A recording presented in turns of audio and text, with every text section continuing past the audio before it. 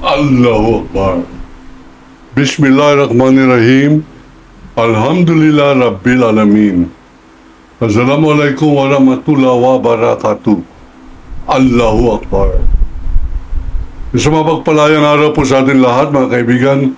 Ito po ang Kawal ng Demokrasya, Kawal de Carbonell. Sa araw na ito, papag-usapan po natin ang mga kagimbal-gimbal na nangyayari po sa atin sa larangan po ng krimen, pareho po ng missing sa Bungero at larangan po ng pagtampalasan ng mga senador laban po sa ating saligang batas.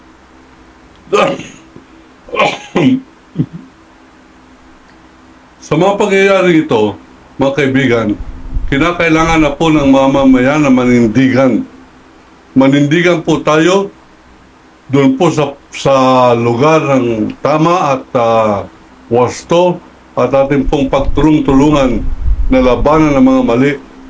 Noong panahon po ni Duterte, yung kamalian parati po pinaiiral sapagkat takot na takot ang mga tao kay Duterte. Mabuti na lamang sa panahon po ni Ferdinand Marcos Jr., abay meron po tayong kalayaan at hindi po nateterrorize o hindi po tinutugis ng malaking pagkatakot ang ating po mga mamamayan. Kaya nga po ang Kawal ng Demokrasya ay naninindigan upang sa ganun may paglaban po natin ang ating pong saligang batas.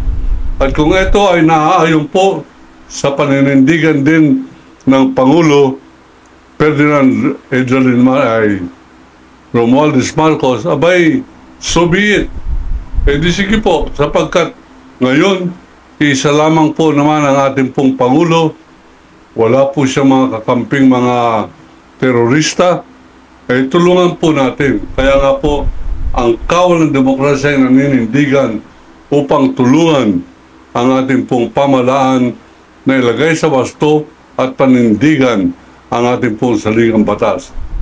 Una sa lahat, ating pong binibigyan ng pagkilala ang katalinuhan at katatagan ng loob ni PBBM sa kanyang pagtatalaga bilang Chief of Philippine National Police, ang isang karapat-dapat na general, isang tao na marangal, isang tao na matibay po ang dibdib, marunong mag-isip, hindi nagyayabang, hindi nagmamalinis, hindi niya pinagbibili ang kanyang prinsipyo para po sa 25 million peso na relo, pareho po lang niregalo kay Bato de la Rosa ni Atong Ang.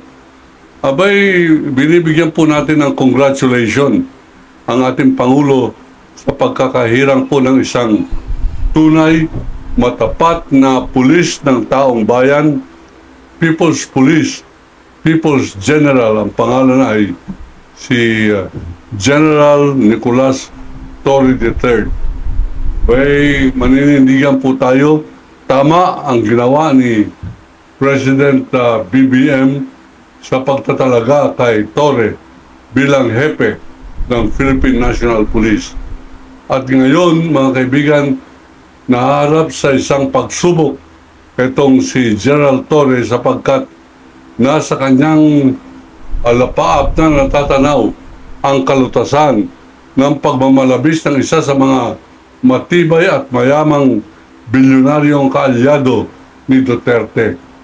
Malimang kay Kibuloy sa ralangan po ng relihiyon, maliban sa Iglesia ni Cristo na kakampi ni Duterte, abay ang kanya pong kakampi sa larangan ng krimen ay si Atong Ang.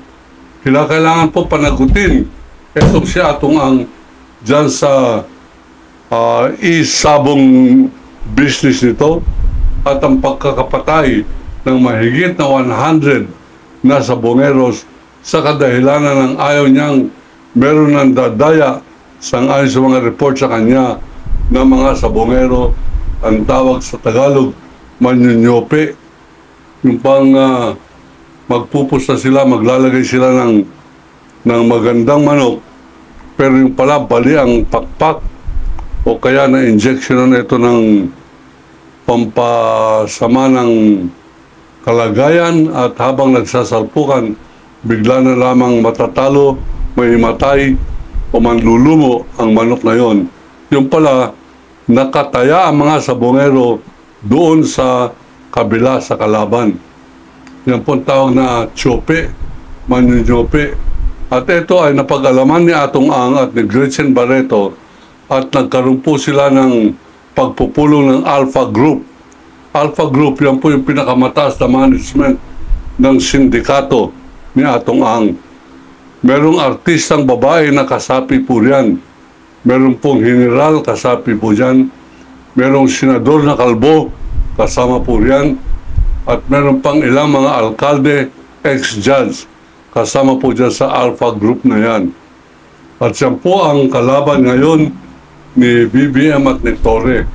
At ating pong sinususugan o binibigyan ng susug o suporta yung labanan na yan sapagkat kinakailangan taong bayan na makialam dito po sa usapin ng napakalaking krimen na ito. Yan si Atong Ang, mga kaibigan, na barkada ni Duterte. Kasama niyan sila Michael Yang ng Farmally Scandal, Richard Lim, nangaagaw ng mga properties ng mga Pilipino, Sammy Uy na drug lord, na napakalaking drug lord na pinangalanan ni Senator Trillanes na nagpapadala ng pera sa bank account BPI, Bank of Philippine Island account ni Rodrigo Roa Duterte, Sara Duterte, Elizabeth Zimmerman Duterte, Baste Duterte, Paulo Duterte at Liman Scarpio. Mga kaibigan, ito po ang dahilan kung bakit po meron tayong pananagutan sa ating pong pananahimik. Kinakailangan kumilos po tayo sapagkat pinapagtulong-tulungan ito si BBM na magapi laban po sa kanyang krusada para sa mabuting gobyerno.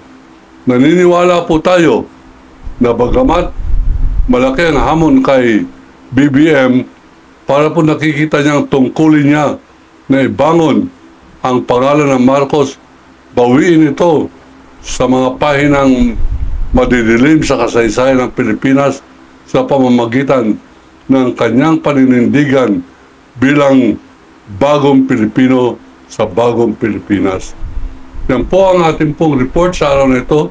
Yan po ang ating paninindigan. Uulitin ko, ang kawal ng demokrasya ay maninindigan para sa tama pag ang makikinabang ay ang sambayan ng Pilipino. Allahu Akbar.